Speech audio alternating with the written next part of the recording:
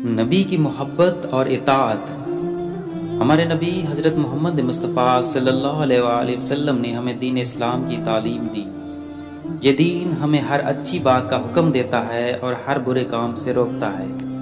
अगर खुदा के पैगंबर आकर हमें तालीम ना देते तो हम जाहिल ही रहते और कभी ना जान सकते कि खुदा ने किस काम के करने का हुक्म दिया है और किस काम के करने से रोका है। इस वजह से हम लोगों पर हज़रत मोहम्मद मुस्तफ़ा सल्लल्लाहु अलैहि वसल्लम का बहुत बड़ा एहसान है और उन्हीं के सदक़े में हमें दुनिया और आखिरत की ये सआदत नसीब हुई।